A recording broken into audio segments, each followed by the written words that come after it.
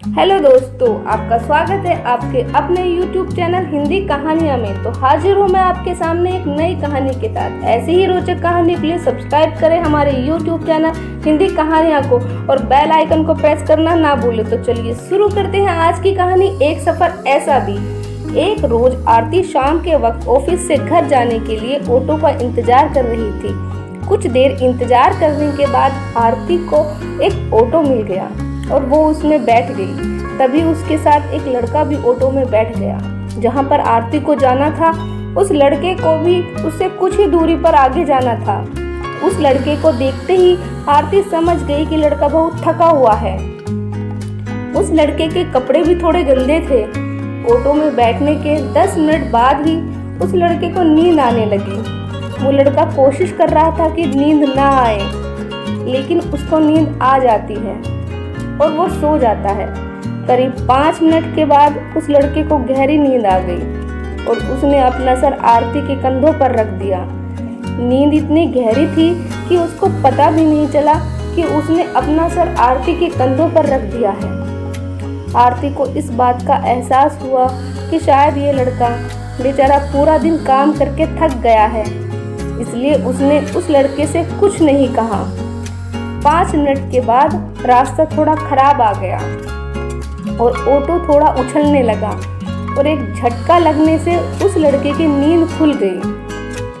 नींद खुलने पर उस लड़के को एहसास हुआ कि उसने अपना सर आरती के कंधों पर रख दिया था। उस लड़के ने तुरंत आरती से माफ़ी मांगी और कहा कि मैडम, मुझे माफ़ कर दीजिए।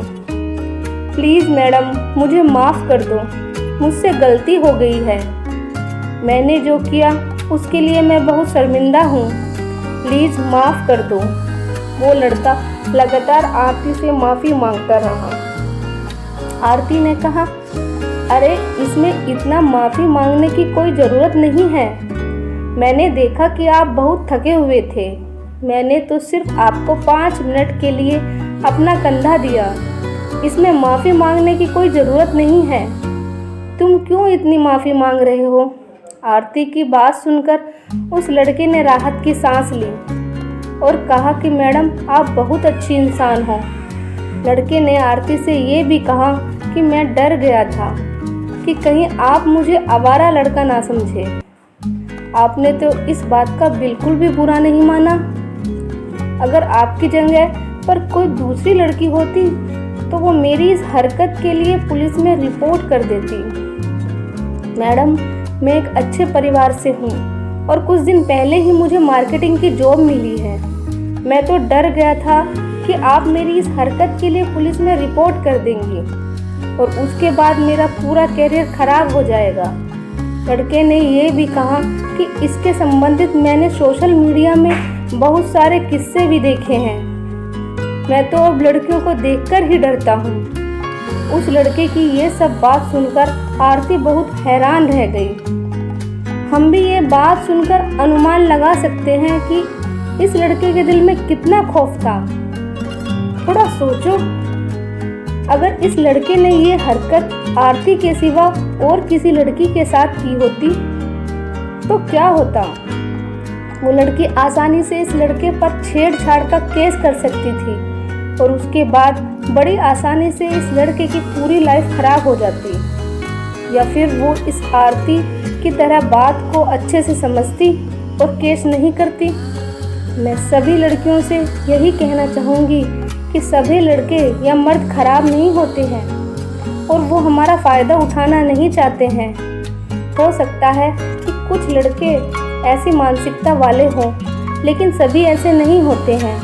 हमें हर लड़के को शक और घृणा की नज़रों से नहीं देखना चाहिए।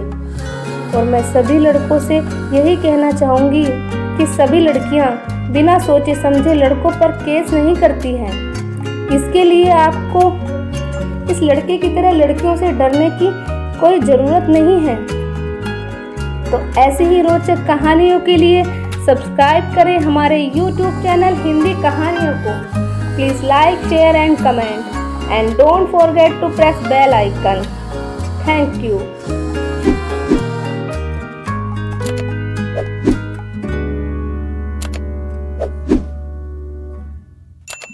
तक।